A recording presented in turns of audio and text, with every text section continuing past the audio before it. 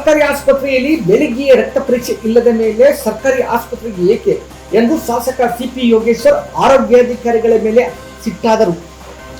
ಬೆಂಗಳೂರು ದಕ್ಷಿಣ ಜಿಲ್ಲೆಯ ಚನ್ನಪಟ್ಟಣ ನಗರದ ಸಾರ್ವಜನಿಕ ಆಸ್ಪತ್ರೆಯಲ್ಲಿ ನಡೆದ ಮೊಟ್ಟ ಮೊದಲ ರಕ್ಷಾ ಸಮಿತಿ ಸಭೆಯಲ್ಲಿ ಅಧಿಕಾರಿಗಳಿಗೆ ಬೆವರಿಳಿಸಿದರು. ಶುಗರ್ ಹಾಗೂ ಇತರ ಯಾವುದೇ ಕಾಯಿಲೆಗಳಿಗೆ ಮೊದಲು ವೈದ್ಯರು ಬರೆದುಕೊಡುವುದು ರಕ್ತ ಪರೀಕ್ಷೆ.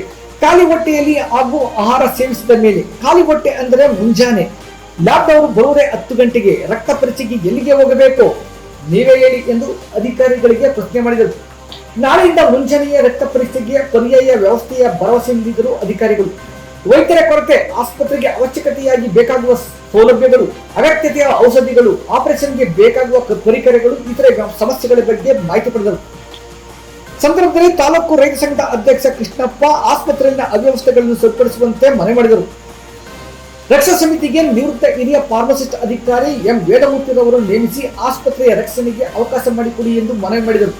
ಇದೇ ಸಂದರ್ಭದಲ್ಲಿ ಶಾಸಕರೇ ಖುದ್ದಾಗಿ ಸರ್ಕಾರಿ ಆಸ್ಪತ್ರೆಯ ವೈದ್ಯರು ಹಾಗೂ ಸಿಬ್ಬಂದಿ ವೈದ್ಯಕೀಯ ಕ್ಷೇತ್ರದಲ್ಲಿ ಪರಿಣಿತರು ಎಂದು ಆಸ್ಪತ್ರೆಯ ವೈದ್ಯರಾದ ಫಿಸಿಷಿಯನ್ ಡಾಕ್ಟರ್ ವಾಸು ಹಾಗೂ ಆರೋಗ್ಯಾಧಿಕಾರಿ ಡಾಕ್ಟರ್ ರಘುರಾಮ್, ಡಾಕ್ಟರ್ ಜ್ಞಾನೇಶ್ವರ, ಶುಶ್ರೂಷಕಿ ಶಿಲ್ಪಾರವರ ಮುಖೇನ ತಮ್ಮ ಬಿಪಿ, ಶುಗರ್ ಇತರೆ ಪರೀಕ್ಷೆಗಳನ್ನು ಮಾಡಿಸಿಕೊಂಡರು. ಸದ್ಯ ಎಲ್ಲ ನಾರ್ಮಲ್ ಇತ್ತು. ವೈದ್ಯಾಧಿಕಾರಿಗಳು ಬಚಾವಾದರು.